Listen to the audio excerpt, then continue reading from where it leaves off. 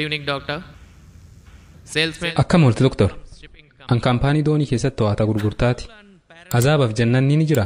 Namni aadiin akka kiyyaa kun akkamii waan akkanaa kanatti amana.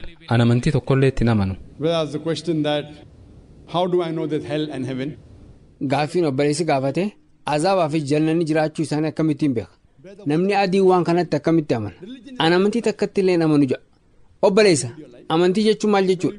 Amantiin karaa jireenya keenya ittiin gaggeeffanna. Amantiin jireenya kee akkamitti gaggeeffatta kan jiru si garsiisa. Namoonni hedduun waa'ee amantiitiif cinquun fedha. An dhaladheeraa waan barbaadeen dalaga.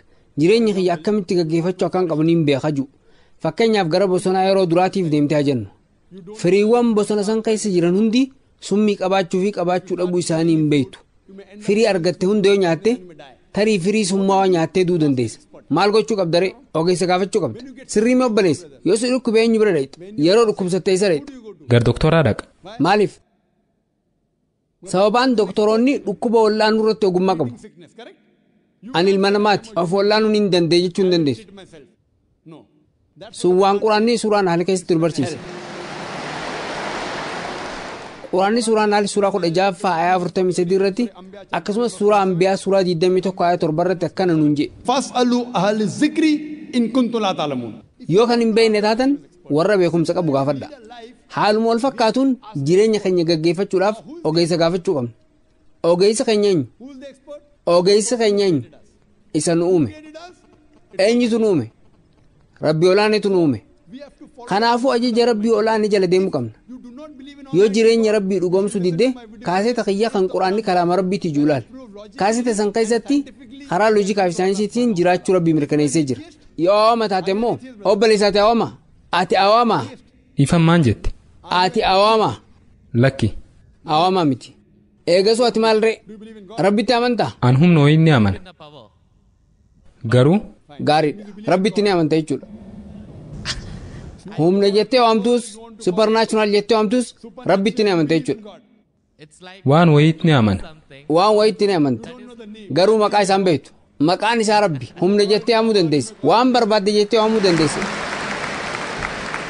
Yoo Rabbitti hin amanne kaaseta kiyya kan quraanni kalaama Rabbiitti juulaaluu ni dandeessa. Humni sun eenyu akka ta'e yoo hin beeknellee kaaseta kiyya quraanni kalaama Rabbiitti juulaaluu dandeessa. Kaaseta san keessatti karaa saayinsaawaan karaa shakkii hin qabneen Rabbii subhaanahu wa ta'aalaa jiraachuu isaa mirkaneessee jira.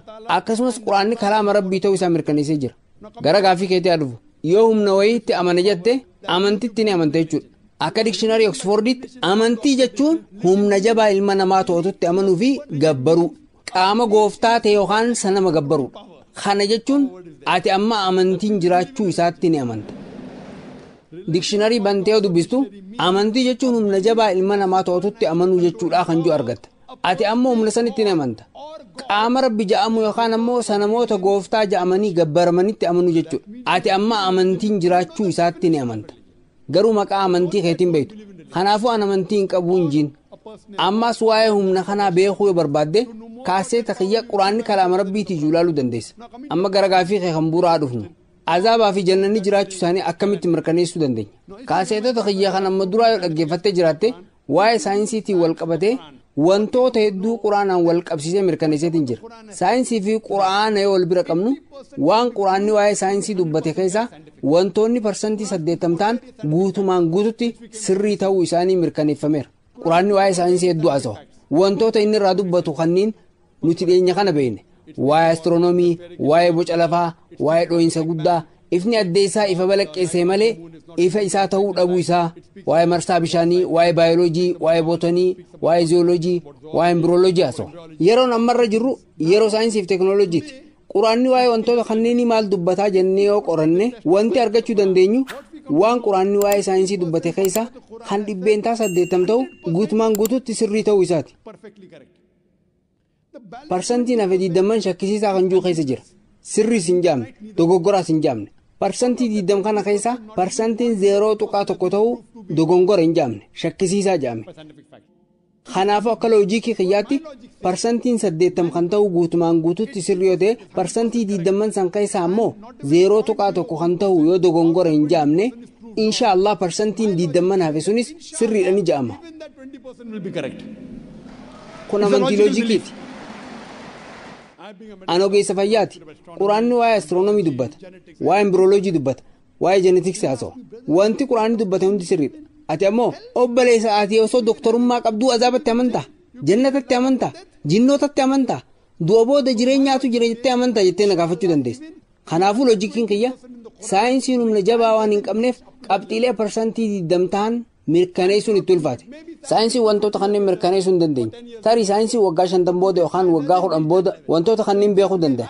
Haa ta'u malee saayinsiin har'a sadarkaa sanarra gahuu hin dandeenye. Parsantiileen 20 kan saayinsiin sirriidha yookaan sirrii miti jee mirkaneessuu dadhabe sunis inshaallah sirrii ta'uun isaanii ni mirkaneeffama. Karaa jiraachuu azaabaa fi jannata ittiin ibsu keessaa tokko isa ammas hime kana. Karaa biraatiin karaa salphaadhaan quraana osoo hin fayyadamsiifne obboleessa gaaffii salphaa si gaafadha. Qabeenya namaa saamuun gaariidha moo hamaadha? Saamichi gaariidha moo hamaadha? Saamichi waan hamaa. Hamaadha. Intala dubraa gudeeduun gaariidha moo hamaadha? Lakki hamaa. Hamaadha. Amma gaaffii tokko karaa loojikiitiin si gaafadha. Mee anaa kana maafiyaa guddicha jiyyaati. Ansaamtu guddaadha. Karaa loojikiitiin akkasumas karaa saayinsiitiin an nama saayinsii fi loojikiiti. Karaa saayinsii fi loojikiitiin saamichi kun anaaf hamaa ta'uu isaa naa mirkaneessiti ammumaan tana saamicha dhaaba. Sababuma takka saamichi anaaf maaliif hamaa akka ta'e qofa naaf mirkaneessa. Sanboota saamicha ni dhiisa. Namoota biraa miidha. Warra biraa miidha. Namoota biraa miidhaa? Ammaaltu na dhibere. Ayyoon saamee jarri miidhame. Ayyoon yaala kumaan lakkaa'umaate faayidaa naaf qaba. Fiilmii ittiin ilaaluu danda'a. Hoteela urjii shanii ittiin dhaquu danda'a. Namoota biraa yoo miidheessa aanan miidhu. Wanti ansi gaafadhe saamichi anaaf hamaa ta'uu isaa naaf mirkaneessi. Namoota biraatiif hamaa ta'uu isaatii miti. Awwaa'een namootaan hin cinqu. Saamichi anaaf maaf hamaa ta'e yoo maallaqa kumaan lakkaa'ame ta'e inni miidhame maaltu na dhibe? Awwanta na miidhuun qabu. Yoo namni wayii miidhame awwanti na miidhu jira. An maallaqa saniin bashannanuu fiilmii ittiin ilaaluun hin danda'a. Soorata barbaade nyaachuu hin danda'a. Kanan si gaafadhe anaaf saamichi maaf hamaa akka ta'e loojika quubsaa tokko qofa naa kenna. Namoota biraatiif hamaa ta'uu isaarraa sin gaafanne. Ammaaf yaa guddaadha. Humna jabaan qaba. An nama saayinsiiti nama loojikiiti. Anaaf saamichi maaf hamaa akka ta'e sababaa loojikaa tokkoon naaf mirkaneessa. Ani saamicha nin dhaaba. Hayyee yaali kaa. Yaali takka. Maaf hamaa ta'e? Deebiin hin jiru. Deebiin hin jiru. Yeroo 20-30 yeroo hanga dandeesse yaalii godhii deebii naaf kenna. Akkumatu jetti. Amantiin karaa jireenyaati. Waa'ee amantiitii miti. Saamichi maaf hamaa akka ta'e naa hime. Gara amantiin deemin. Lakki. Gar qabxii sanii ni dhufa. Waa'ee qabxiitii miti. Dura saamichi maaf hamaa akka ta'e naaf hime. Qabxii kee boodatti deebina. Kanaafuu sun karaa jireenyaati. Waa'ee karaa jireenyaati miti. Akka ati yaaddutti anaaf saamichi maaliif akka hamaa ta'e naaf hime. Anis saamicha ofirraa dhiisa. Akka yaadutti saamichi namoota biraa miidha. Namoota biraa miidhuun isaa ana maal na godha? Saamichi ana na miidhaa? Sababii isaa? Namoota biraa miidhuu isaatii miti kan gaafadha. Ana na miidhaa? Egaa hawaasa keessatti uumamne. Hawaasa walitti dhufuun kenniin oolamu. Hawaasaan ammoo wal dur dhaabachuu dandeenya. Hayyee hawaasaan walitti dhufnaan wal arguu dandeenya. Anis hawaasa ilaalutti jira. Maal inni rakkoon? Saamichi maaf anaaf hamaa ta'e? Hawaasi siin kabaju. Hawaasni kabajuu dhabuun isaa maal narraa hir'isa? An chikin biryaanii nyaachuu danda'a. Gara mana fiilmii deemee fiilmii ilaaluu danda'a. Gara hoteela urjii shanii deemuu danda'a. Hawaasni kabajuu fi kabajuu dhabuun isaa jijjiirama maaliifidha? Hawaasni amma tokko ni kabaja haa jennu. Hiyyeessi achi jiru ammoo waan nyaatu hin qabu. Namni sun gammachuu qaba. Lakki. Nuti nyaata nyaanni barbaanna moo hin barbaanne? Jiraachuudhaaf soorratatti haajamna. Hawaasni nama kabaja jenna. Garuu namni beelaan du'u jira. Indiyaa keessatti namoonni 10,000 lakkaa'aman beelaan du'u jiran. Kabajni hawaasaa maal jijjiirama fide? Ankasi gaafadhe saamichi maaf hamaa ta'e kan jiru akka naaf himtuuf. Anis deebii yoo argadhe saamicha dhaaba. Anaaf saamichi maaf hamaa ta'e? Hayyeemee uummata asitti argame jidduu namni isa gargaaru jira? Saamichi maaf hamaa ta'e?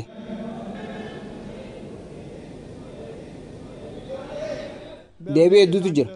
Anu si gargaara. Poolisiin si qaba jechuu dandeessa.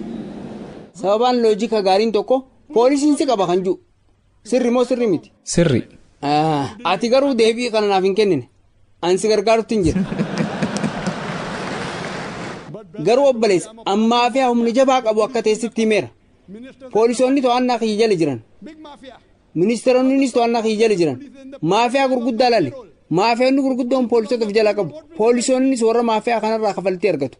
Poolisoonnis kafaltii aanarraa waan argataniif maaf na hidhu. Saamtonni xixiqqoon akka keetii waatuu hin qaban. Yoo hattee ni qabamta. Ammaa fe'aa guddaa waan ta'eef poolisoonnis ministeeronnis aanarraa kafaltii argatu. Kanaafuu to'annaa kiyya jala jiru. Saamtonni xixiqqoon akka keetii saamuu hin danda'an. Saamtonni gurguddaan akka kiyyaa garuu saamuu danda'u. Ammas si gargaara. Sababni biraa immoo tarii namni biraa dhufee si saamuu danda'a kan jiru ta'uu danda'a. Angwaardiyyoota dhibbaan lakkaa'aman waan hin qabuuf namni saamu hin jiru. Hunduu duubaan dhaabbatanii ni eegu. Hattuun xixiqqaan garuu eega saameen booda nama biraatiin saamamuu danda'a. Angaruu waardiyyoota hedduu waan hin qabuuf namni saamu hin jiru. Boodigaardii dhibbaan lakkaa'aman kan meeshaa waraanaa AK-47 qabatanii dhaabbatanii ni eegama. Kanaafuu loojikiidhaan saamichi maaf hamaa akka ta'e ibsuun si rakkisa. Beekumsa saayinsii fi teekinooloojii qabdutti fayyadamte saamichi maaf hamaa akka ta'e nama mirkaneessuu hin dandeessu. Kanaafuu ilmi namaa amansiisuuf waan dogoggora yoo hojjette wayita dootu. Maaltu dogongora? Saamichi dogongora ta'uu isaa yoo hin beekne jalqaba saamichi dogongora ta'uu isaa mirkaneessuu qabda. Saamichi bakka kamitti dogongora ta'e? Saamichi dogongora ta'uu isaa yoo mirkaneessite yoo san waan dogongoraa hin dalaginaa jettee nama gorsite. Kanaafuu maaltu sirriidhaa maaltu hamaadhaa kan jiru akkasii himu uumaatti ajamta. Nyaata kamtu gaariidhaa kamtu hamaadhaa kan jiru akkasitti himuuf doktoratti ajamta. Nyaanni kun summii qabaa kun ammoo kan nagayaatii appilsiif gaariidhaa. Wild berries ammoo summii sitti tahaa jee doktoratu sitti himu. Rabbi caalaa ammoo doktorri waan hunda sitti himu hin jiru. Obboleessa loojikiidhaan wayitaa isa hinu maafiyaan sun boodigaardota qaba. Namni isa miidhuu danda'u hin jiru. Garuu seerri kun nama hunda adabuu hin danda'u. Italii keessa maafiyaa hedduutu jira. Indiyaa keessattis namoonni rakkoo hamaa keessa jiran hedduutu jiru.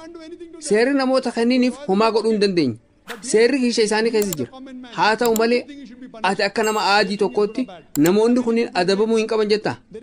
Intala dubraa gudeeduun gaarii moo hamaadha? Namoonni hedduun kan ijoollee dubraa gudeedan ni jiru. Ijoollee dubraa gudeedu. Wanti godhame tokkolleen hin jiru. Seerri isaan qabuu hin dandeenye. Kanaafuu namichi kun adabamuu hin qabu. Sirri moo sirri miti? Sirri. Garuu namoota hedduu addunyaa kanarra argineerra. Maafiyaalee gurguddootu ture. Maallaqa miiliyoonaan lakkaa'amuu qabu. Osoo eenyu waa isaan hin godhin du'a nagayaa du'an. Namoota kanniiniif murtiin wayii jiraachuu qaba.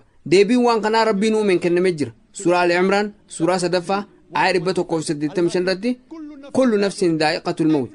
Lubbuun hundi du'a dhandhamtuudha. Mindaawwan keessanis guutummaan kan argattan guyyaa qiyaamaati. Jireenyi duniyaas meeshaa gowwomsaa qofa. Du'aan booda kaafamuun hin jiru taanaan jireenyi amma jiraachaa jirru kun jireenya haqaa yookaan jastiis miti jechuudha.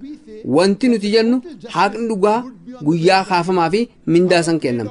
Uumaan keenya rabbiin olaanee guyyaa san murtii dhugaa ni kenna. Nama waatu hin tarii ati ammas haamtuu guddaadha. Fakkeenyaaf amma ati maafiyaadha. Ani muslimaa jennu. Namni arrasi miidhu hin jiru. Poolisiin to'annaa kee jala jira. Namni kun adabbii argachuu qabaa jees gaafannaan eeyyennaan jette. Ati maafiyaa guddaa taatee yoo hatte namni biraa si'atuu hin danda'u. Garuu nama kanaaf murtiin kennamuu hin qabu. Saamtonni hedduun namoonni akka raawwatan hedduun yoo du'aan booda kaafamni jiraate malee nagayaan addunyaa tanarraa galan jechuudha. Yoo du'aan booda jireenyi biraa hin jiraanne saamichi hamaa ta'uu mirkaneessuu hin dandeessu. Dubra gudeeduun hamaa ta'uu mirkaneessuu hin dandeessu. Kitaabni dachii tanarra jiru kamuu Maazar Tereezaanis Maatamaa Gaandiinis saamichi hamaa ta'uu mirkaneessuu hin danda'an. Sababni isaa gaafii takka si gaafadha. Akka seenaan nutti himutti Hitler Yahudoota miiliyoona 6 gube. Yahudoota meeqa? Miiliyoona 6. Seerri Hitler to'annaa jala oolchaa jennu. Hitler Yahudoota miiliyoona 6 osoo lubbuun jiran waan gubeef adabbiin ati yakka isaa kanaaf madaala jettee kennitu adabbii akkamiiti? Adabbii gahaa kennuufii dandeessaa? Obboleessa. Haggaaf duutii dhageessis tursiisa. Hayyi adabbiin kun yakka inni Yahudoota miiliyoona 6 gubeef madaalawaadha. Mana hidhaatti galchuudha moo gubuutu hamaadha? Gubuudha. Kanaafuu adabbiin guddaan ati isaa adabuu dandeessu osoo lubbuun jiru isaas gubuudha. Haa ta'u malee kunis namoota miiliyoona 6 keessa nama tokko qofaan wal qixxata. Warri hafe kan miiliyoona 5 fi 900 fi 99 fi 999. Waa'een namoota kanneen yoo seera kamiin namoota kanaaf haqa yookaan jastiis kennuu dandeessa? Garuu quraanni suuraan isaa suuraa 4ffaa ayyaa 56 irratti akkana jedha. Dhugumatti warra keeyyatoota keenyatti kafaran nuti ibidda isaan seensifne. Dhawaata gogaan isaanii gubatuun akka isaan laalaa dhandhamaniif jecha gogaa isaaniif jijjiira. Kanaafuu Hitler namoota miiliyoona 6 eegaa ajjeese rabbi azaaba isa seensisa. azaaba keessatti ammoo gogaa haaroo yeroo miiliyoona 6 isaa kennee isa guba asitti miti addunyaarraa boodaa sanitti azaaba keessatti kanaafu ani Hitler nama miiliyoona 6 akka hin gubneef jecha wanti ani isaan jechuu danda'u dachii kanarratti ati nama miiliyoona 6 yoo ajjeeste rabbi ammoo yeroo miiliyoona 12 azaaba keessatti sugubaa kan jiru adabbii kana asitti isaa kennuu hin dandeessu wanti beekuu qabnu hubannoo azaabaa fi jannataatiin malee saamichi hamaa ta'uu nama mirkaneessuu hin dandeessu dubra gudeeduun hamaa ta'uu mirkaneessuu hin dandeessu sababa kanaaf uumaan keenya rabbiin olaane kan ilma namaa hunda uume maaltu nuuf hamaadha maaltu nuuf gaariidha kan jiru nuuf hime seeraa fi heera jiru nutti hime isa kanatu amantii jaama kanaafuu wanti ati godhuu qabdu kitaaban jiran keessaa isa kamtu dhugaan rabbii olaanaa irraa buufamee kan jiru adda baafachuudha qorannoo eega gaggeessiteen booda quraana ta'uu isaa hubatta kitaaban amantii hundi waa'ee rabbii olaanaa haasa'u kitaaban hundi gara kitaaba xumuraa fi golabbii quraanaa akka ilaaluun nutti akeekan ergamaa xumuraa fi golabbii nabi Muhammad sallallahu alaihi wasallam jala akka deemnu nu himan deebisaasiif kan to the last and final revelation, the Quran, and last and final messenger, Prophet Muhammad, peace be upon him. Hope that answers the question. Thanks.